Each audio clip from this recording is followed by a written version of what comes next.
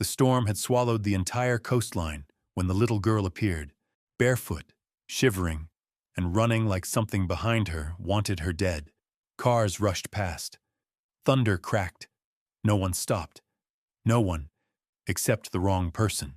A black SUV slowed beside her, windows tinted, engine too quiet. The kind of vehicle you only see in stories that end badly. She didn't look at it. She kept running until a woman's scream exploded from the cliffs below. The sound cut through the rain like a knife. The girl stopped, turned, and her heart dropped. Down by the crashing waves, a car had skidded through the guardrail and plunged into the ocean, with a woman still trapped inside. People gathered, shocked, frozen, filming with their phones instead of helping. But the little girl, the runaway, didn't hesitate. She dropped her backpack, stepped onto the slippery rocks, and dove straight into the black water without a second of fear. 9 minutes. That's how long she was underwater. 9 minutes before the crowd screamed, and a pair of small hands dragged the unconscious woman back to shore. Nobody knew who the girl was. Nobody knew where she came from. But within an hour, every crime family in the city would know her name, because the woman she'd saved was the wife of the most feared Mafia boss in the entire East Coast, and by sunset, that little runaway would become part of his family forever. Stay with me until the end, because what happened in those 9 underwater minutes turned a terrified child into the most unexpected hero the Mafia had ever seen. The girl's name was Emma, 11 years old, 4 feet, 7 inches tall, weighing maybe 80 pounds soaking wet, which she was, standing on those jagged rocks, salt water streaming from her tangled brown hair. She had been running for 3 days straight, 3 days since she escaped from the Riverside Children's Home after Mr. Peterson tried to put his hands where they didn't belong. 3 days of sleeping in bus station bathrooms and eating scraps from garbage cans behind fast food restaurants. Her thin jacket clung to her shaking body like a second skin. Her sneakers were falling apart, held together with duct tape she'd stolen from a hardware store. Everything she owned was crammed into that weathered backpack, now lying forgotten on the rocks above. But none of that mattered when she heard that scream. The luxury sedan had hydroplaned on the rain-slicked highway. Emma watched it happen in slow motion, the expensive car spinning like a toy, smashing through the metal barrier, tumbling down the rocky slope, and plunging hood first into the churning gray ocean. The driver's door was already underwater, the passenger side tilted toward the sky at a crazy angle. Through the rear window, Emma could see movement. Someone was alive in there. Someone was drowning. Above her, maybe 20 people had gathered along the guardrail. They pointed. They shouted. They held up their phones to record the disaster. But nobody moved to help. "Someone call 911, a man yelled. "The fire department's 20 minutes away," another voice replied. "She'll be dead by then," said a woman in a red raincoat. Emma didn't wait to hear more. She kicked off her broken sneakers and dove. The ocean hit her like a frozen fist.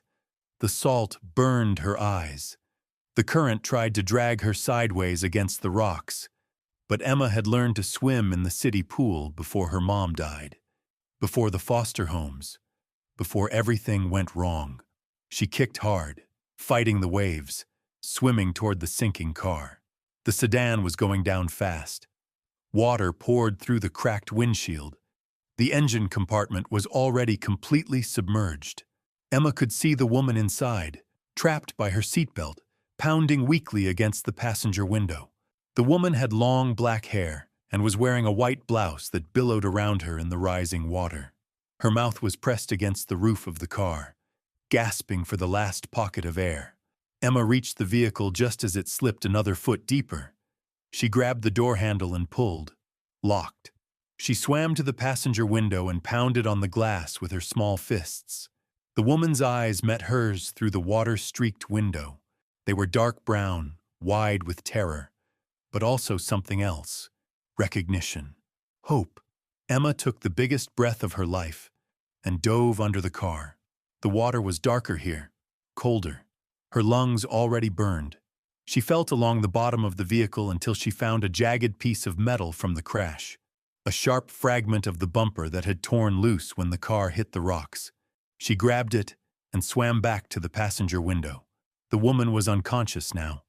Her body floated limply in the water that had filled the car almost completely. Maybe 30 seconds of air left in the very top corner of the roof. Emma raised the metal fragment and struck the window as hard as she could. Nothing. Again. A spider web of cracks appeared. Her chest felt like it was going to explode. Spots danced in front of her eyes. She needed air. She needed to surface. But if she did, the woman would die. Emma hit the window a third time. The glass shattered inward. Water rushed into the car. But Emma was already inside, fighting against the current, grabbing the woman around the waist. The seatbelt was still fastened. Emma's fingers fumbled with the metal buckle. It was stuck. Her vision started to fade. Her body screamed for oxygen. This was taking too long. They were both going to drown. Then the buckle clicked open. Emma wrapped her thin arms around the unconscious woman and kicked toward the surface. But the woman was heavy, much heavier than Emma expected, and they were deeper now. The car had continued sinking while Emma worked to free her. 15 feet to the surface, then 20. Emma's legs cramped. Her arms felt like lead. The woman's dead weight dragged them both down. This was impossible. An 11-year-old girl couldn't save a grown woman from a sinking car. The physics didn't work. The strength wasn't there. But Emma kept kicking anyway. Her head broke the surface just as her body gave out completely. She gasped, choked, went under again. The waves threw both of them against the rocks. Emma's shoulder scraped against the barnacles, leaving a trail of blood in the water. Somehow, she found the strength to grab a piece of seaweed-covered stone, then another. Hand over hand, she dragged herself and the woman toward the narrow strip of beach below the cliffs. People were shouting from above. Someone had climbed down and was running toward them through the surf, but Emma barely heard any of it. She pulled the woman onto the wet sand and immediately started pushing on her chest, the way she'd seen on television. Water poured from the woman's mouth. Her lips were blue. Her skin was cold as ice. "Come on," Emma whispered, pressing harder. "Come on, come on, come on." Nothing. Emma tilted the woman's head back, pinched her nose, and breathed into her mouth. Then back to chest compressions. Breathe, push, breathe, push. The woman's body jerked. She coughed violently, expelling more seawater. Her eyes fluttered open. "You're okay," Emma said, her own voice hoarse from swallowing salt water. "You're going to be okay." The woman stared up at her with those dark brown eyes. She tried to speak but could only whisper. Who are you?" "Nobody," Emma said, already looking around for her backpack. She needed to disappear before the police arrived, before the questions started, before they sent her back to another group home. But as she turned to leave, the woman's hand caught her wrist. "Wait," the woman said, stronger now. "Please, what's your name?" Emma hesitated. She'd been using fake names for 3 days. Jennifer, Sarah, Amy.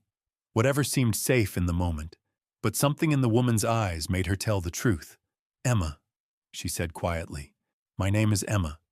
The woman smiled despite her chattering teeth. "I'm Isabella. Isabella Romano. And you just saved my life." Emma didn't know it yet, but that name would change everything. Because Isabella Romano wasn't just any woman. She was the beloved wife of Vincent Romano, the head of the most powerful crime family on the East Coast. A man who would kill anyone who threatened his wife. A man who would do anything for someone who saved her. And right now, paramedics were loading Isabella into an ambulance while Emma tried to slip away unnoticed into the crowd. But Vincent Romano's men had already spotted her. They'd been watching from that black SUV since the moment she jumped into the water. The black SUV's engine hummed quietly as Emma tried to disappear into the chaos. Paramedics shouted orders. Police cars arrived with flashing lights. News vans pulled up along the highway above. But the 3 men in expensive suits who, stepped out of that SUV weren't watching the ambulance. They were watching her. Emma grabbed her soggy backpack and started walking away from the beach, her bare feet slipping on the wet rocks. She kept her head down, trying to blend in with the crowd of onlookers. Just another curious kid who'd wandered down to see the accident. "Excuse me, little girl." The voice was deep, calm, and carried an accent that sounded like it came from old movies about New York. Emma's blood turned to ice. She didn't turn around. She walked faster. "Hey, kid, we just want to talk." Heavy footsteps crunched on the gravel behind her. Emma broke into a run, scrambling up the rocky slope toward the highway. Her wet clothes weighed her down. Her muscles were exhausted from the rescue. But fear gave her speed. She made it halfway up the cliff before a gentle hand touched her shoulder. "Easy there, little hero. Nobody's going to hurt you." Emma spun around, ready to bite, scratch, or kick if she had to. Instead, she found herself looking up at a man who seemed to take up half the sky. He was maybe 50 years old, with silver hair slicked back and kind eyes that didn't match his intimidating size. "My name's Tony," he said, crouching down to her level. "Tony Marcelli. I work for Mrs. Romano's husband. The lady you just saved? She's my boss's wife." Emma's heart hammered against her ribs. She'd heard whispers about families like the Romanos, the kind of people who made problems disappear, the kind who didn't forget debts, good or bad. "I didn't do anything," she whispered. Tony smiled. It wasn't a scary smile. It was the kind her grandfather might have given her, if she'd ever had a grandfather. "Kid, you just jumped into the ocean during a storm to save a woman you'd never met. That's not nothing. That's everything." Behind Tony, the other two men waited by their SUV. They looked like bodyguards from movies, dark sunglasses despite the cloudy sky, hands folded in front of them, patient as statues. "What do you want?" Emma asked. "Mr. Romano wants to meet you, to thank you properly." Emma shook her head. "I can't. I have to go." "Where?" The question hung in the air like a challenge. Where could an 11-year-old runaway go? What home was waiting for her? What family would welcome her back? Emma's silence was answer enough. "Look," Tony said, pulling a thick envelope from his jacket. "Mrs. Romano asked me to give you this. For what you did today." Emma stared at the envelope. It was stuffed with money. More money than she'd ever seen in her life. Enough to buy food for months. Maybe even enough for a bus ticket to somewhere far away where nobody knew her name. But taking money from these people felt dangerous, like stepping into quicksand. "I don't want it," she said. Tony's eyebrows went up. "You don't want it? I just helped someone. That's what you're supposed to do." For a long moment, Tony studied her face. Then he stood up and tucked the envelope back into his jacket. "You know what, kid? I think Mr. Romano's going to like you very much." Before Emma could ask what that meant, Tony was walking back toward the SUV. Over his shoulder, he called, "Vincent Romano doesn't forget his debts. And right now, he owes you the biggest debt of his life." The three men climbed back into their vehicle and drove away, leaving Emma standing alone on the rocky slope with questions spinning in her head. She didn't know that at that very moment, Vincent Romano was pacing the waiting room of St. Mary's Hospital like a caged tiger. She didn't know that his wife had whispered Emma's name to him through oxygen tubes and IV lines. She didn't know that he'd already sent his best men to find out everything there was to know about the little girl who'd risked her life for Isabella. What Emma did know was that she was cold, hungry, and more alone than ever. She climbed the rest of the way to the highway and started walking. The rain had stopped, but dark clouds still covered the sky. Cars splashed through puddles as they passed, soaking her legs with dirty water. After an hour of walking, Emma's strength gave out. She found a bus stop with a small covered bench and collapsed onto it, shivering. Her backpack was still damp. Her clothes clung to her skin. Her stomach cramped with hunger. She closed her eyes and tried to figure out her next move. Maybe she could hitchhike to the next town, find a truck driver who looked safe, or sneak onto a freight train like kids did in old movies. The sound of an approaching engine made her look up. Another black SUV was pulling into the bus stop, the same one from before. Emma jumped to her feet, ready to run again. But this time, the passenger door opened and Isabella Romano stepped out.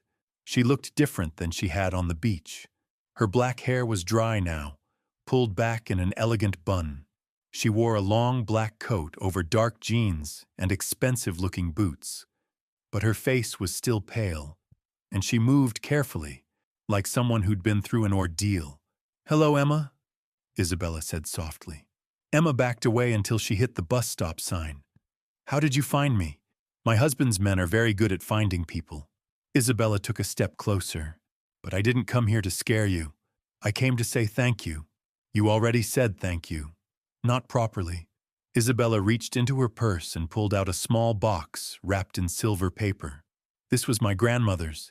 She gave it to me when I was about your age, and I've been waiting for the right person to pass it on to." Emma stared at the box, but didn't take it. "I can't accept presents from strangers." Isabella smiled. "We're not strangers anymore. You saved my life.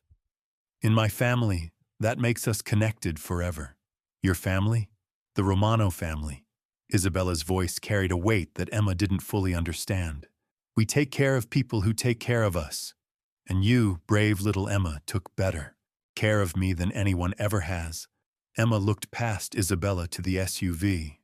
Through the tinted windows, she could see the silhouettes of the men inside, waiting, watching, ready for whatever Isabella decided. "I don't want to be part of any family," Emma said. "Families hurt you. They let you down. They send you away when you become inconvenient." Isabella's expression softened. "Not this family. You don't know me. You don't know what I've done, the places I've been." "You're right. I don't know your story yet." Isabella held out the silver box again. "But I know your heart. I know what you're made of, and that's enough." Emma's hands shook as she reached for the gift. The box was heavier than it looked. Inside, nestled in black velvet, was a necklace, a small golden pendant shaped like a lighthouse, with a tiny diamond at the top. "My grandmother told me that lighthouses guide ships safely to shore," Isabella said. "Even in the worst storms, even when everything seems lost."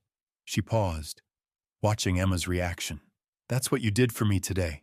Emma touched the pendant with one finger. It was the most beautiful thing she'd ever held.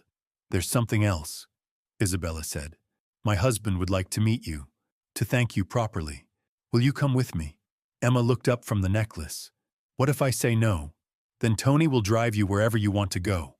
No questions asked. And if I say yes?" Isabella smiled. "Then you'll have the best meal of your life, a warm bed to sleep in, and a family that will never, ever let you down." Emma clutched the lighthouse pendant in her small fist. For the first time in 3 days, she wasn't cold anymore. Emma climbed into the SUV, clutching the lighthouse necklace like a lifeline. The leather seats were warm and soft, nothing like the hard plastic chairs in group homes or the cold concrete she'd been sleeping on for days. Isabella sat beside her while Tony drove through the city streets. They passed neighborhoods Emma had never seen before, where the houses got bigger and the lawns got greener with every mile. "Where are we going?" Emma asked quietly. "Home," Isabella said simply. The Romano estate sat behind tall iron gates that opened automatically as they approached. Emma pressed her face to the window, staring at gardens that looked like something from fairy tales. Fountains, stone statues, trees older than anything she'd ever seen. The house itself was enormous. 3 stories of cream-colored stone with columns like a museum. Lights glowed warmly in dozens of windows. It was the kind of place Emma had only seen in movies about rich people. "This is where you live?" she whispered. Isabella nodded. "Vincent and I don't have children of our own. It gets quiet sometimes." The SUV stopped in front of massive wooden doors. Tony got out first, scanning the area like he expected trouble. Then he opened Isabella's door, then Emma's. "Welcome to the Romano family home," he said with a slight bow. Emma stepped onto marble steps that probably cost more than most people's cars. Her bare feet looked tiny against the polished stone. Her torn jeans and faded t-shirt felt even more raggedy in this setting. The front doors opened before they reached them. A woman in a black dress with gray hair pulled into a tight bun smiled at Isabella. "Mrs. Romano, thank God you're safe. We've been so worried." "I'm fine, Maria. Thanks to this brave young lady." Isabella placed her hand on Emma's shoulder. "Emma, this is Maria. She's been taking care of this house longer than I've been alive." Maria's eyes widened as she looked down at Emma. "This is the child who saved you?" "This is her." Maria knelt down to Emma's level, her stern expression melting into something warm. "Then you are a hero, little one. And heroes are always welcome in this house." They stepped into a foyer that made Emma's jaw drop. Crystal chandeliers hung from a ceiling painted with angels and clouds. A curved staircase swept upward like something from a princess movie. Paintings in golden frames covered the walls. "Mr. Romano is waiting in his study," Maria said. "But perhaps the young lady would like to freshen up first." Emma looked down at herself. She was still damp from the ocean. Salt had dried in her hair. Her clothes smelled like seaweed and fear. "That's a wonderful idea," Isabella said. "Maria, could you draw a bath? And maybe find some clothes that might fit?"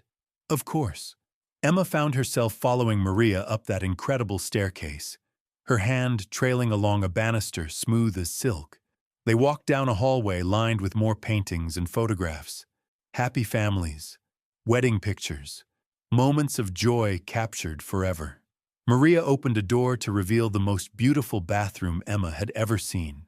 The bathtub was the size of a small swimming pool, surrounded by white marble and gold fixtures. Fluffy towels hung from heated racks. Bottles of fancy soaps and shampoos lined glass shelves. "Take as long as you need," Maria said kindly. "I'll find you something clean to wear." When Maria left, Emma stared at herself in the enormous mirror. She looked like a drowned rat. Her brown hair hung in tangles. Dark circles shadowed her eyes. Her lips were still slightly blue from the cold water, but around her neck, the lighthouse pendant caught the light and sparkled like a star. She filled the bathtub with water so hot it steamed. When she sank into it, every muscle in her body sighed with relief. The warmth soaked through her skin, chasing away the last of the ocean's chill. Emma couldn't remember the last time she'd had a real bath. The group homes had showers with lukewarm water and time limits. Before that, the foster families had made her feel like a burden for using too much hot water. She stayed in that tub until her fingers wrinkled, washing her hair 3 times with shampoo that smelled like flowers. When she finally got out, Maria had left a pile of clothes on the counter. Soft jeans that fit perfectly. A sweater the color of cream that felt like wearing a cloud. New socks. Even underwear that still had tags on it. Emma stared at the clothes. They were nicer than anything she'd ever owned. "How did you know my size?" she called through the door. "I raised 5 children," Maria's voice came back. "You learned to guess." When Emma emerged from the bathroom, she found Maria waiting with a hairbrush and a kind smile. "Sit," Maria said, gesturing to a chair by the window. "Let me fix your hair." Emma sat very still as Maria gently worked the tangles from her hair. It had been so long since anyone had touched her with such care. Her throat tightened with emotions she didn't want to name. "There," Maria said finally. "Beautiful." Emma looked in the mirror again. The transformation was incredible. She looked like a different person. Clean, cared for. Almost like she belonged in a place like this. "Now," Maria said, "are you ready to meet Mr. Romano?" Emma's stomach fluttered with nerves. She'd heard stories about men like Vincent Romano, dangerous men who solved problems with violence. But he was Isabella's husband, and Isabella had been nothing but kind. "I'm ready," Emma said, though her voice shook slightly. They walked back downstairs and through corridors lined with artwork that probably belonged in museums. Maria stopped in front of heavy wooden doors carved with intricate designs. She knocked softly. "Come in," said a deep voice from inside. Maria opened the doors, and Emma stepped into Vincent Romano's private study. The room was all dark wood and leather, filled with books from floor to ceiling. A fire crackled in a stone fireplace. Behind a massive desk sat a man who seemed to fill the entire space with his presence. Vincent Romano was not what Emma had expected. He was tall and broad-shouldered, with salt and pepper hair and intelligent brown eyes. He wore a simple white shirt with the sleeves rolled up, no tie. He looked more like a college professor than a crime boss, but there was something in his eyes, a sharpness, a sense that he saw everything and forgot nothing. He stood when Emma entered, which surprised her. Adults didn't usually stand for children. "So," he said, his voice carrying that same New York accent as Tony's, "you're the little hero I've been hearing about." Emma stayed close to the door, ready to run if she needed to. "I'm not a hero. I just helped someone." Vincent smiled. It transformed his entire face, making him look younger and less intimidating. "Just helped someone?" He walked around the desk, moving slowly so he wouldn't frighten her. "My wife tells me you dove into the ocean during a storm, that you broke a car window with your bare hands, that you dragged her to safety when she weighed twice what you do." He stopped a few feet away from Emma. "That sounds like hero work to me." Emma looked at her feet.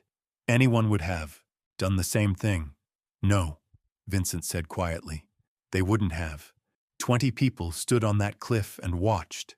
20 people with phones who called for help but didn't help themselves. Only you jumped in that water." He gestured to a leather chair in front of his desk. "Please sit. We have things to discuss." Emma perched on the edge of the chair, still ready to bolt. Vincent sat across from her, leaning forward with his elbows on his knees. "Tell me about yourself, Emma. What's your story?" Emma's jaw tightened. "Why does it matter?" "Because my wife is alive because of you. That makes you family. And family looks out for each other." "I don't have a family." "You do now." The words hung in the air between them. Emma studied Vincent's face, looking for lies or tricks, but his expression was serious, sincere. "I don't understand," she said finally. Vincent leaned back in his chair.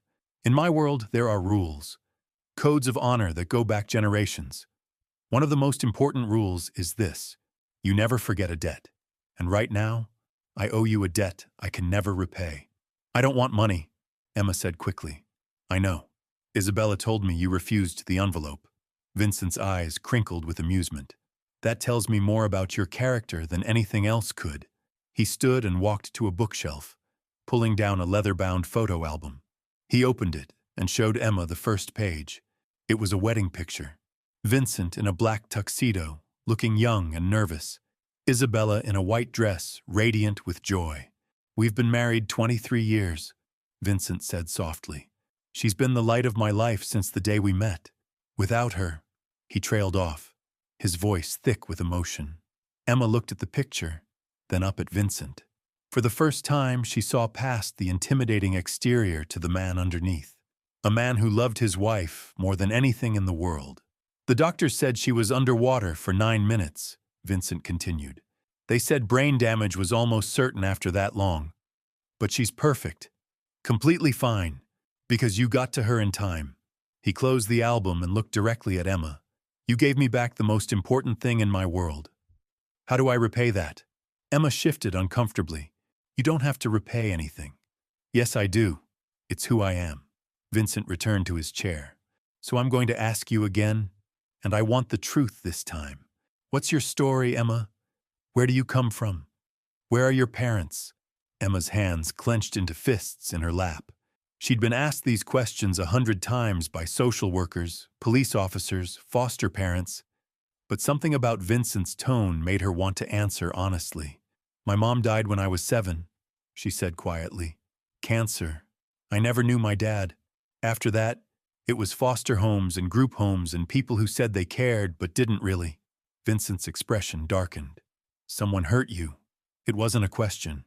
Emma nodded, not trusting her voice. "The last place was the worst. The man who ran it, Emma swallowed hard. "He had wandering hands. So I ran away 3 days ago."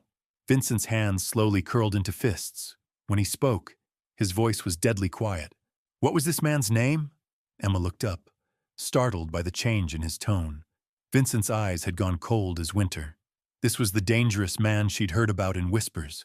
"I don't want to cause trouble," she said quickly. "What was his name?" "Peterson. His name was Peterson." Vincent nodded once, filing the information away. Emma had the feeling that Peterson's life had just become very complicated. "You said you've been on your own for 3 days," Vincent said, his voice gentling again. "Where have you been sleeping? What have you been eating?" Emma told him about the bus stations, the garbage cans, the cold nights under bridges. Vincent listened without interruption, his expression growing more troubled with every detail. When she finished, he was quiet for a long moment. "That ends now," he said finally. "What do you mean?" Vincent stood and walked to the window that looked out over his estate's gardens. "I mean, you're not going back to any group home. You're not sleeping in bus stations or eating from garbage cans. You're staying here." Emma's heart jumped. "I can't do that. I'm nobody. I don't belong in a place like this." Vincent turned back to her. "You saved my wife's life. That makes you somebody. That makes you family. And Romano family takes care of each other. But what about the authorities?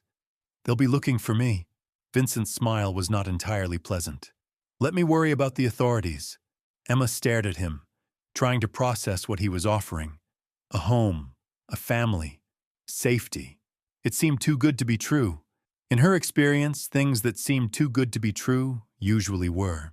"Why?" she whispered. "Why would you do this for a stranger?" Emma looked into Vincent Romano's eyes and saw something she'd never seen before in an adult. Complete sincerity. No hidden agenda. No lies waiting behind kind words. "Because you're not a stranger," Vincent said simply. "Not anymore. You risked everything to save someone you'd never met. That tells me who you are inside. And that's the kind of person I want in my family." He walked back to his desk and picked up a framed photo.